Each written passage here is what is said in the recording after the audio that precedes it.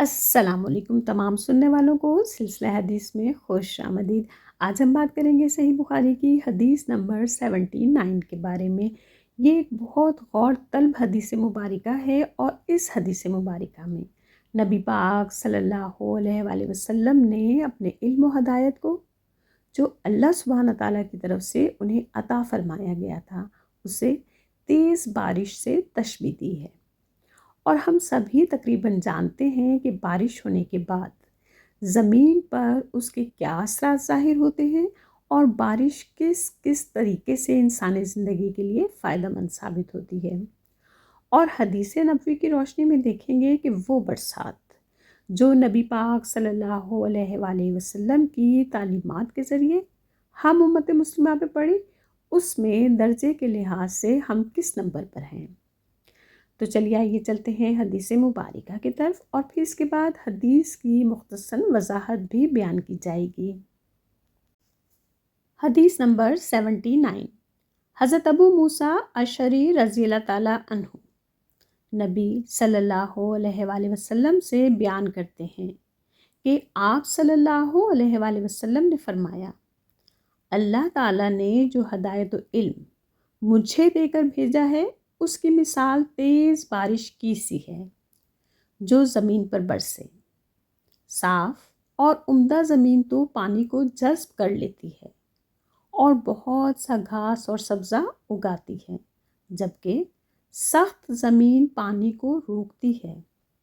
پھر اللہ تعالیٰ اس سے لوگوں کو فائدہ پہنچاتا ہے، لوگ خود بھی پیتے ہیں اور جانوروں کو بھی سیراب کرتے ہیں، اور اس کے ذریعے سے کھیتی باڑی بھی کرتے ہیں۔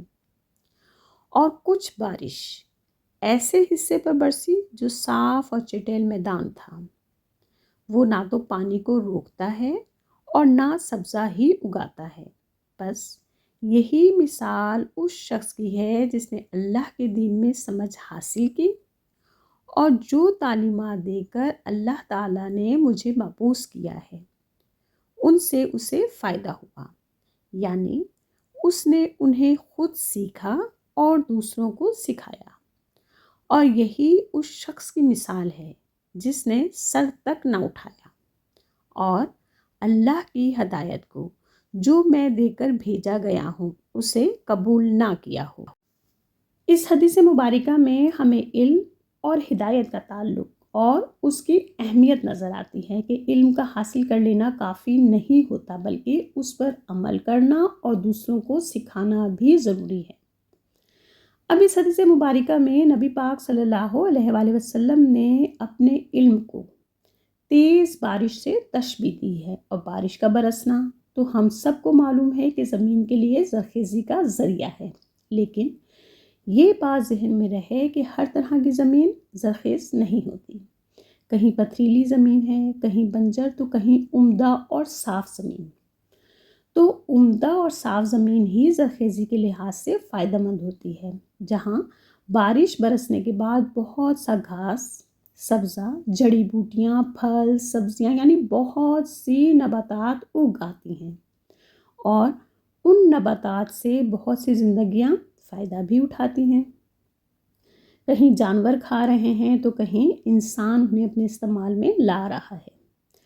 اب ایک زمین ہوتی ہے سخت، جو نہ پانی کو روکتی ہے، یعنی وہ پانی کو اپنے اندر نہ ہی جذب کرتی ہے بلکہ پانی اس کے اوپر جمع ہو جاتا ہے، گھڑے کی صورت میں، چھپڑ کی صورت میں۔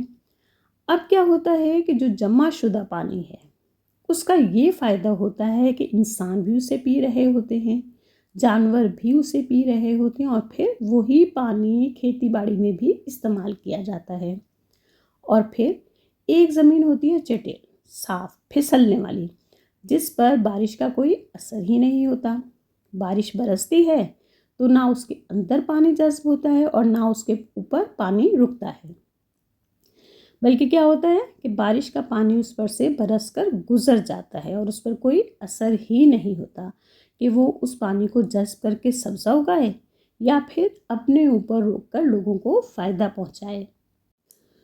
تو اس حدیث مبارکہ میں نبی پاک صلی اللہ علیہ وآلہ وسلم نے ہم انسانوں کو در حقیقت 3 طرح کی زمینوں سے تشبیہ دی ہے۔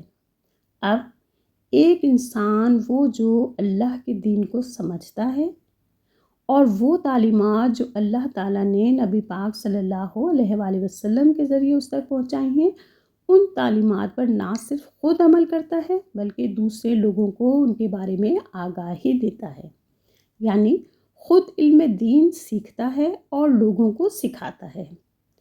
یہ تو ہوا درجے کے لحاظ سے بہترین انسان، یعنی نمبر 1۔